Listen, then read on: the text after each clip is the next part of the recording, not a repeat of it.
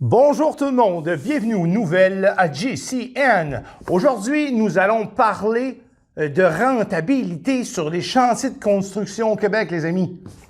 J'ai créé pour vous, les amis, une nouvelle carte de compétences de la construction syndiquée. Une carte qui va amener le travailleur plus loin. Une carte qui va donner la liberté du travailleur à garder son travailleur plus longtemps sur les chantiers, d'amener la polyvalence, puis la qualité, puis le professionnalisme beaucoup plus loin. Une carte qui va pouvoir faire couper les postes du système syndical de moitié. Une carte qui va couper l'étiquette du 3/4.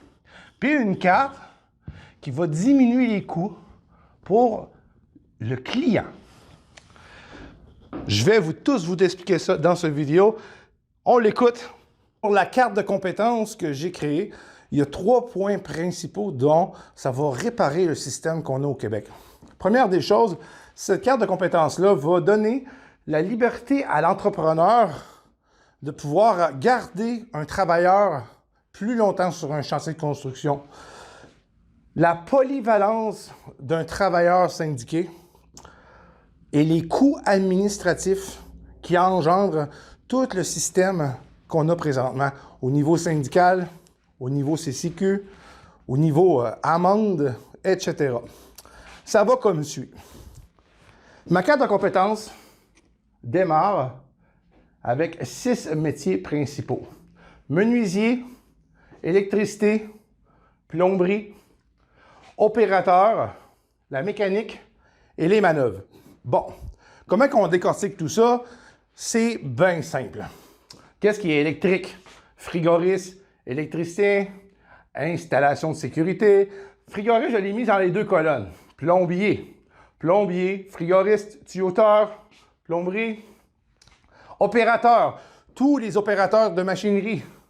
Grutier, opérateur, chauffeur, machinerie lourde, etc.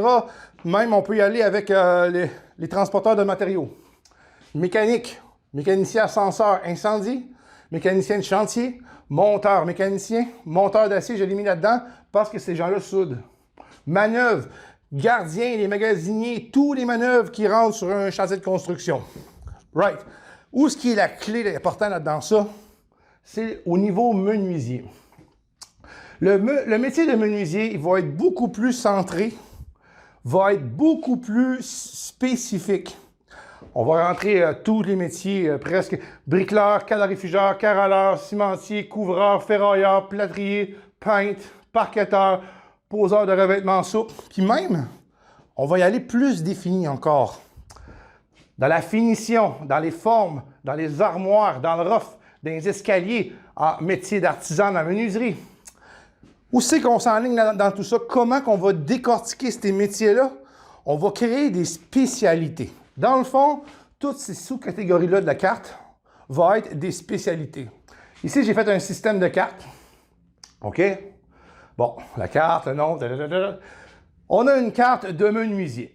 La menuisier ici, cette carte-là, OK, le travailleur qui possède la carte de menuisier a accès à une vingtaine de métiers. Ben de spécialités. Right?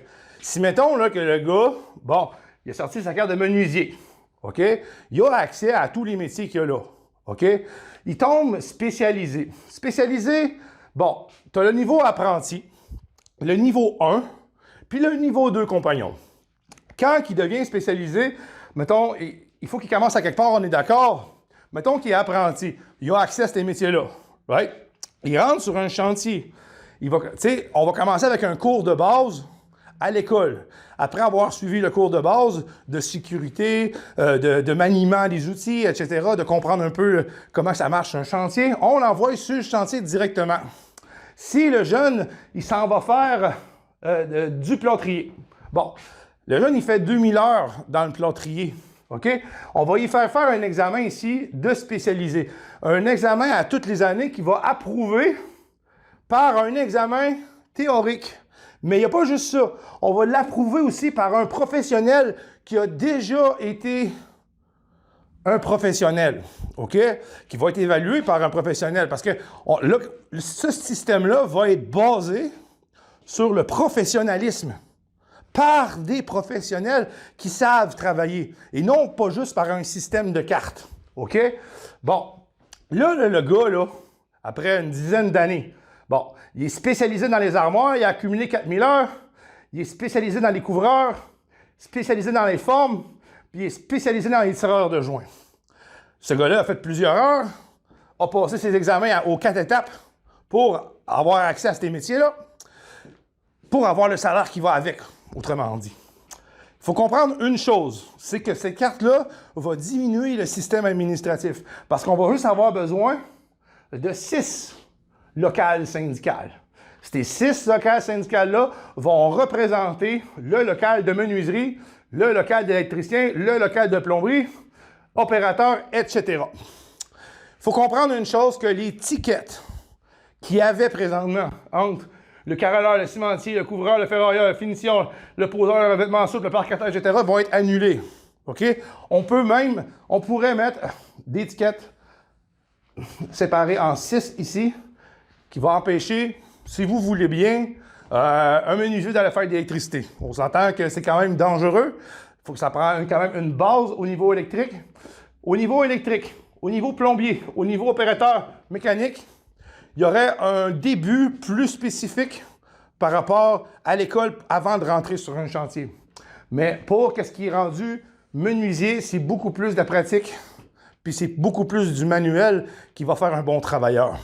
Sur ça, avec cette carte-là, vu qu'on est approuvé par un pro, approuvé par un examen, ça va donner la liberté de l'entrepreneur d'amener son travailleur beaucoup plus polyvalent. Le système administratif présentement est en train de manger de l'argent parce que les cotisations ne rentrent pas. Avec un système de cartes comme ça, on va pouvoir couper la moitié des postes syndicaux administratifs pour vraiment mettre l'emphase à bonne place. Puis surtout, comme ça, on ne coupera pas vos avantages sociaux dans les années à venir. Puis surtout, la qualité d'ouvrage va être beaucoup mieux parce que le même gars qui va s'en venir avec son travail, il va être beaucoup plus consciencieux du prochain métier qui va y arriver. Pourquoi? Parce que ça va sûrement être lui qui va le suivre, le métier. Fait que le client, ça va lui coûter beaucoup moins cher. Pourquoi? Parce qu'il n'y aura pas besoin de rentrer 15 gars différents pour réussir à finir une rallonge. Trois gars vont pouvoir faire le même job de plusieurs métiers, rester sur le chantier, puis la job, elle va se continuer, puis elle va être beaucoup plus belle. Pourquoi? Parce que quand un travailleur continue son travail, il va être beaucoup plus consciencieux du métier qu'il va suivre. C'est pas toi qui as pensé à ça tout seul, là. C'est drôle, lui. Hey, c'est incroyable. Voyons! Il y a des milliers de personnes qui travaillent dans un système administratif au Québec de construction. Il n'y a personne qui a pensé à ça! Voyons, là! Là, il va falloir que ça s'applique, là. Hein? Avec tout l'argent que le système administratif a perdu, là, dans le dernier mois, là. Hein?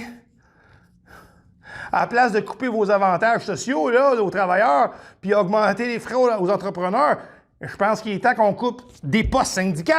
Surtout, ça va améliorer l'embauche des travailleurs de la construction.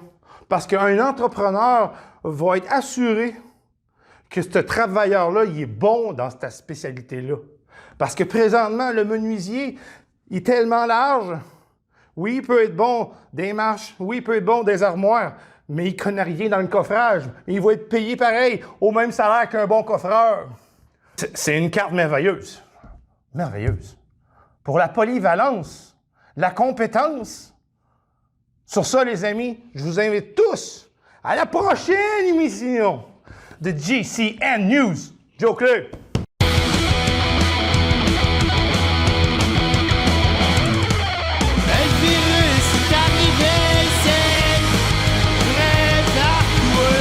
L'économie, elle va tomber. On est content